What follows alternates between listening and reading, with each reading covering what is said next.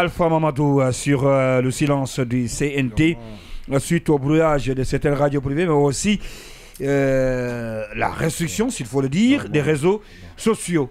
Mais quand vous interrogez l'historique du CNT, vous serez surpris parce que la plupart des lois qui ont été adoptées, c'est à l'unanimité. Ils ne font même pas semblant entre eux que quelqu'un s'abstienne pour donner l'apparence d'une certaine démocratie. En non, fait, ça se passe parfois. Hein. Non, mais je dis dans beaucoup de cas, moi j'ai suivi plus de 3 lois. C'est impossible presque dans une vraie assemblée qu'il y ait l'unanimité sur une loi. Parfois des lois controversées, il y a l'unanimité et c'est extrêmement Oui, mais c'est que cela, il y a un silence total. Ce sont des gens qui sont au service des gens qui les ont nommés. Là, il faut les comprendre. Mais peut-être que je ne suis pas bien placé pour poser les questions, mais moi je trouve que si nous posons les mauvaises questions, nous aurons les mauvaises réponses. Enfin, aux mauvaises questions, directement, nous avons une mauvaise réponse. Moi, j'aurais... Parce que ces questions de coupure d'Internet, c'est aussi des questions de droits de l'homme. Alors, la personne qui est très championne pour des injonctions, c'est le ministre des droits de l'homme. Il peut rapidement, aujourd'hui, passer à la télé pour demander une injonction pour ceux qui ont coupé, contre X peut-être, parce qu'on ne sait pas. Mais vous savez, quand il y a le silence, la nature a horreur du vide. Extrêmement, mais je pense qu'il ne faut pas s'attendre. Le CNT est confondu avec le CNRD, c'est la même chose. Ils sont en train...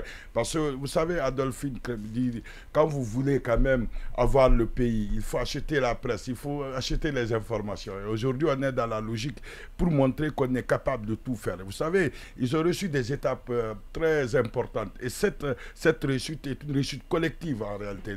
L'exécutif n'est pas seul dans cette bataille qui les mènerait vers un peu, qui les éloignerait de leur engagement du 5 septembre. Il y a quand même toute une harmonie, il y a des parcelles de coopération. Et dans ça, il faut comprendre le CNT. Il faut comprendre le CNT. Le CNT ne pourra rien faire. Nous regrettons quand même leur position, mais évidemment, ils sont dans la logique. Quand tu dénonces, tu vas partir. Et vous savez comment le président a été nommé. Ça ne s'est jamais passé. Cette historique, elle est décevante. Et nous savons tout ce qui va se passer autour du CNT. C'est des gens qui ne vont pas. Et moi, je ne les condamne pas. Je les comprends. Et effectivement, je pense que le gouvernement aurait dû... Vous les comprenez, donc il doit rester... Oui, je les comprends, puisque dans la mesure où cette interdiction... Il doit rester dans ce silence sans rien dire. Cette coupure n'avait pas lieu d'être. Il n'y avait rien qui justifie cette coupure. On ne sait pas. Oui, mais il ne faut pas encourager quand même le silence du CNT, Alpha Mamadou. D'ailleurs, la cohérence de Gawal, bon, la cohérence dans l'incohérence de M. Gawal apparaît parce qu'il y a les fournisseurs d'accès Internet, ceux qui ont les câbles ne sont pas touchés. C'est seulement les opérateurs qui ont des téléphones GSM, c'est eux qui sont touchés. Quand par exemple vous vous abonnez à d'autres, ça fonctionne correctement.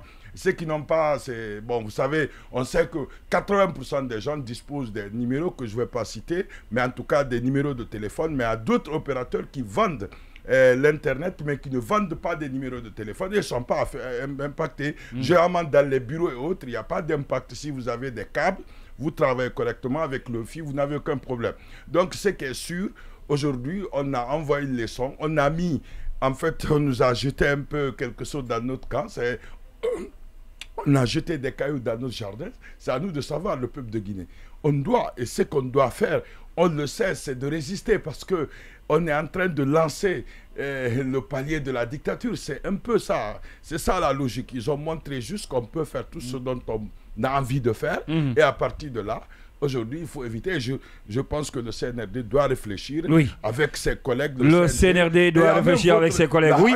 Il y a la RPT qui devait parler aussi. Bon, vous avez vu, ils aussi sont concernés par ça. D'ailleurs, d'après cette loi, c'est eux qui constituent l'organe de régularisation. Et vous avez vu où des radios ont été touchées. La RPT dit qu'il n'est pas responsable. D'accord, oui, Tcherno, avant qu'on parte à la pause, vous avez 2-3 minutes, rapidement. Non, par rapport au CNT, précisément... vous savez, le CNT lui-même, il souffre d'un défaut congénital parce que il n'y a pas 3 jours, les politiques dénonçaient, notamment, entre autres, la mise en place du gouvernement et du CNT sans une véritable concertation, sans que les choses ne soient vraiment partagées avec tous les acteurs. On a un CNT qui semble représenter toutes les classes socio-politiques du pays, mais en réalité, il y en a qui ont oublié vraiment leur base. Et ça, c'est clair. Vous voyez même parfois quand des politiques sont persécutés, des représentants des partis politiques au niveau du CNT ne disent rien. Quand des Sékou Kounduno sont victimes de persécutions et sont contraints à l'exil, Ibrahima Diallo et beaucoup d'autres empêchés de sortir, souffrent de ceux dont ils souffrent, et qu'il y a effectivement des gens au CNT qui sont venus de leur structure et qui n'utilisent pas ce pouvoir qu'ils ont à ce niveau-là pour faire cesser certaines injustices. C'est désespérant, mais je disais une fois encore tout à l'heure à la décharge de Asma, de la seule conseillère qui a quand même fait une tribune là-dessus pour s'opposer à cette situation-là.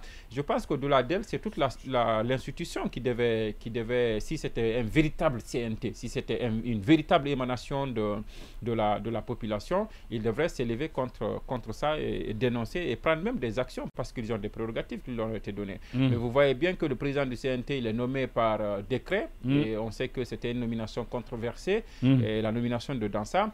Ensuite, vous voyez bien le président venir, des cadres de la présidence, notamment le secrétaire général et le directeur de cabinet, venir avec des véhicules et donner aux conseillers pour dire le président met à la disposition des conseillers des véhicules comme s'il leur faisait de l'aumône, comme pour dire qu'il travaillait pour lui. Et on n'a pas mis en place une institution en réalité qui peut faire le poids et qui peut jouer pleinement son rôle, qui consiste, entre autres, il l'a dit tout à l'heure, à procéder à un contrôle de l'action gouvernementale. Ce n'est pas ce qu'on a en ce moment. On a une caisse à résonance, on a une sorte de marionnette qui aide à dérouler un calendrier qui est préétabli. Sinon, comment expliquer que depuis 2021, on n'est pas encore même une mouture, même un début de constitution qui est proposé par ce CNT, alors que c'est l'une de ses prérogatives, pour ne pas dire que c'est sa prérogative, c'est-à-dire que c'est sa mission principale.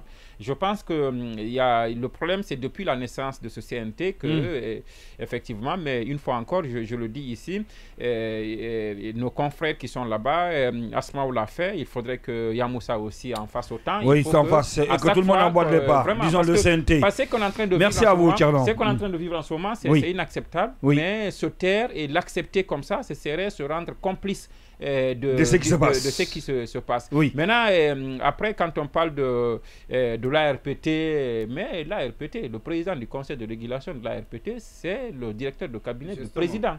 Et donc, on ne peut pas on peut pas tomber sur le pauvre directeur de l'ARPT et dire que c'est lui. Mais c'est la présidence, c'est la présidence qui est le président du conseil de régulation de Mamadi Doumbouya, DG de l'ARPT. On comprend bien pourquoi apparemment ne fait que son travail, il reçoit peut-être des ordres. Donc moi, je le plains quand je le vois. Le problème, c'est à la présidence. Il faut le voir là-bas. Moi, j'ai pitié de lui parce que... Il ne faut pas tomber sur l'innocent. C'est le tout-puissant Diba, qui est directeur de cabinet, donc collaborateur direct du président, qui est le président du conseil de régulation. D'accord, il ne faut pas tomber sur l'innocent, Mamadi Doumbouya, directeur général de l'ARPT.